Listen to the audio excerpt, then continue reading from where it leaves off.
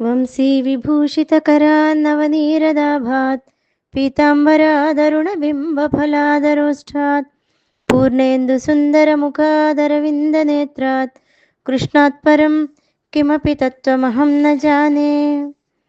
సంజయ ఉవాచ ఇత్యహం వాసుదేవస్య పార్థస్య చ మహాత్మనః సంవాదమిమమ శ్రోషం అద్భుతం రోమహర్షణం.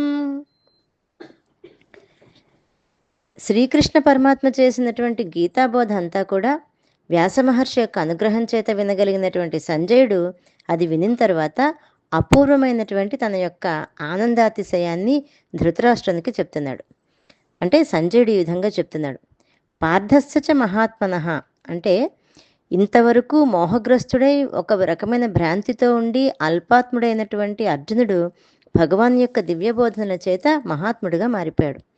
అర్జునుని వల్లే ప్రతివారు కూడా శ్రీకృష్ణుని బోధామృతాన్ని చక్కగా పానం చేసి సంసార బంధ విచ్ఛిత్తిని మాయామోహ వినాశనాన్ని చేసుకుని మహాత్ములే ఉండాలి. మహాత్మ అనేది ఒక బిరుదు. ప్రయత్నం చేత దాన్ని ఎవరైనా సంపాదించుకోవచ్చు. గీత యొక్క ముఖ్యోద్దేశము లక్ష్యము అల్పాత్ములని మహాత్ములుగా చేయటమే, మందబుద్ధులని బుద్ధిమంతులుగా మార్చటమే.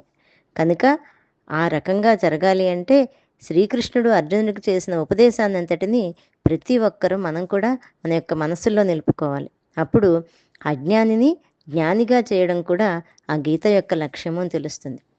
అద్భుతం రోమహర్షణం. ఇక్కడ శ్రీకృష్ణ సంవాద రూపమైనటువంటి ఈ గీతాశాస్త్రము అత్యంత ఆశ్చర్యకరమైనది. ఎలా అంటే స్పర్శవేది ఇనుముని బంగారంగా చేస్తున్నట్లుగా ఈ శాస్త్రము మాయామోహితుని మాయా విముక్తుడిగా చేస్తుంది, ఏడుస్తున్న వాడిని నవ్విస్తుంది. ఇటువంటి అమోఘ దైవీ శక్తి ఈ భగవద్గీతలో ఉంది.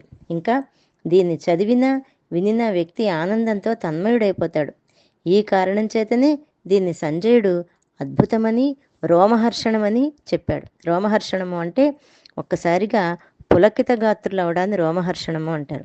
ఇటువంటి అపూర్వ మహిమ ఈ గీతాశాస్త్రంలో ఉండడం వలన ఇది జగద్విఖ్యాతమై సర్వజన సమాదరణీయమై ముముక్షువులకి కల్పతరువై ఉంది.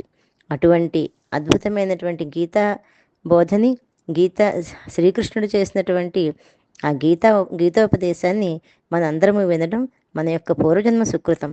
జై గురుదత్త.